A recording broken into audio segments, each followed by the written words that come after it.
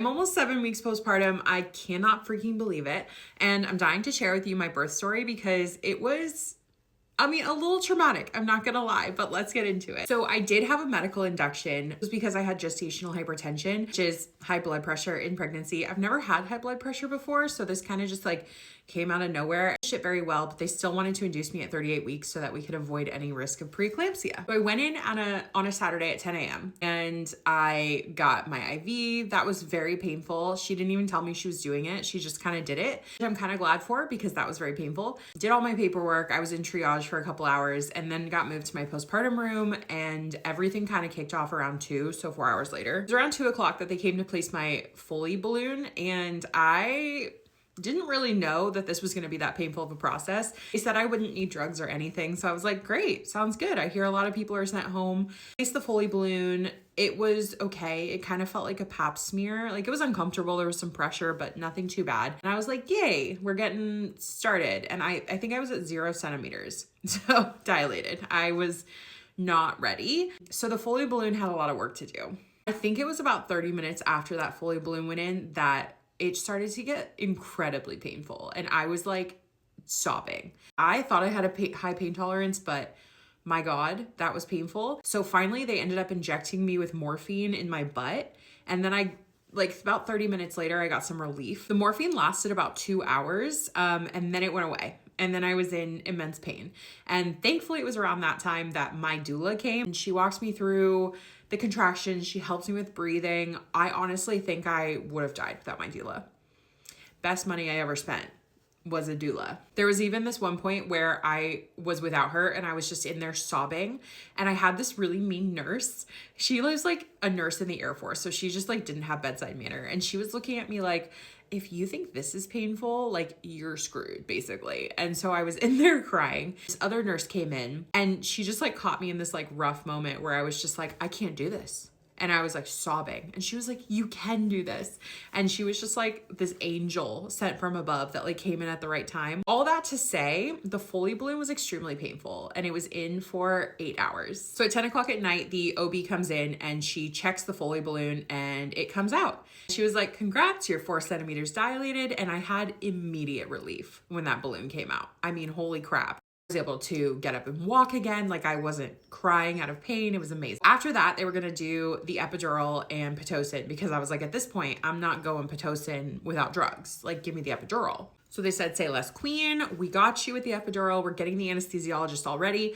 For now, like, walk a bit, like, enjoy yourself, because you're not gonna be walking after you get the epidural, and eat something because you also can't eat once you've had the epidural. Did all that, and then it was finally time for the epidural. They said I could have one person in the room, either my husband or my doula. I obviously chose my doula because she knows what is going on.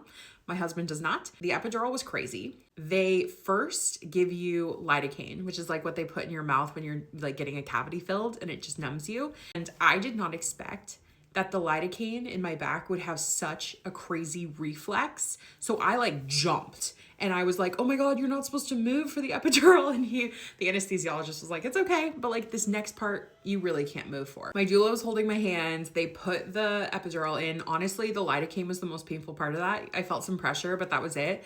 And immediately started to feel my legs kind of like tingling, kind of that feeling like going away. And then what I didn't expect was how itchy the epidural made me. I have never seen anyone talk about this. I was full body so itchy from the epidural, and everyone was like, oh yeah, that's a side effect. Like, why does no one talk about that? They gave me Benadryl, didn't really help. I had a very restless night trying to keep the fetal monitor on the baby, not able to walk, not able to eat, just like a great time. It started me on Pitocin, and honestly at this point I was like, oh, I'm having this baby tomorrow. Like, I was so hopeful. I was texting my whole family like, this is gonna be her birthday, like come around and see her, like I'm 4 centimeters dilated and I'm on Pitocin, like hello, it's gonna be great. That did not happen. The next day the OB came back to check me and I was still 4 centimeters dilated.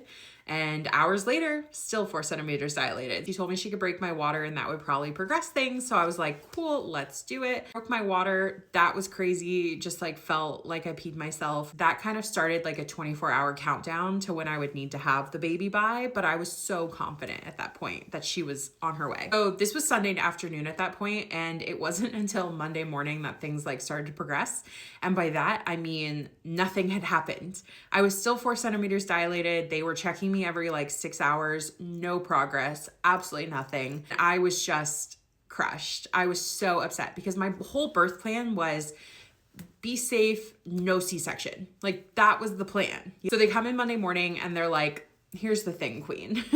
You're not progressing and we only have about 4 hours until we like are gonna need to take some action because you'll be prone to an infection from us breaking your water. So you're welcome for that. He walked me through what a C-section would look like.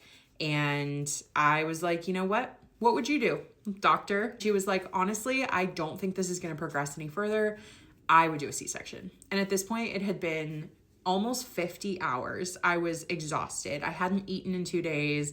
I barely slept. I was just like, you know what? Screw the plan. We're doing a C-section. Immediately started prepping me for the OR. And this is when things got crazy because I was terrified. And this whole time I was thinking like, God dang, you have to be so brave to give birth because everything is so scary. Like getting the IV is scary. Getting the epidural is scary. Having a C-section, major abdominal surgery, terrifying. Also at this point, I'd had labor shakes for like 3 days. Like the entire time I'd been there, I'd had labor shakes, which are horrible, uncontrollable shakes. And I was still super itchy from the epidural. It was just, I was so ready to be done at this point. They got me ready for the OR.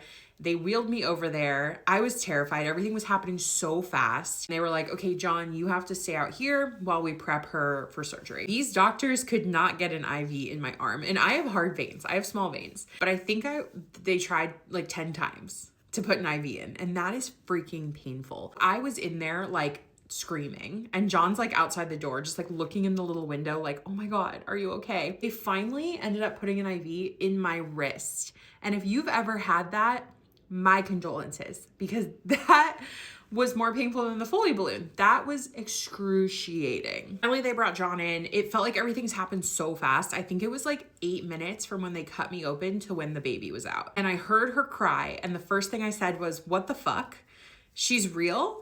And I was like in disbelief. And you guys know that I was like in such disbelief about this already. So that was shocking. I thought they were going to do the thing where they like put the baby up over the curtain. So I'm like looking up there, like waiting for her. Nothing. And they took the baby over to like the baby doctor. John's over there. He's crying. He's like, she's so beautiful. And I'm just like, show me my baby. I didn't get to see her for like a solid 10 minutes. And that was very traumatic. It felt like everyone else in the room was gonna get to see her before me. I mean, they did. Turns out the reason that they didn't like bring her over to me immediately was because I was like bleeding out on the table and they were trying to stop the bleeding. So I didn't know how near death I was. I was just over there like super loopy and out of it. Like, where's my baby? Show me my baby. Finally got to see her. They wheeled us to postpartum recovery. I barely even remember holding her. I was so loopy and so out of it. And I had been like throwing up on the table. Like I was really not doing too hot, but she was perfect, absolutely perfect. And we were just staring at her, so absolutely in love. And then the postpartum journey started. And I want to do a whole separate video for this because postpartum was a trip. We spent 4 days in the hospital recovering from the C-section and that was crazy. So that'll be in the next video, but like what a wild ride.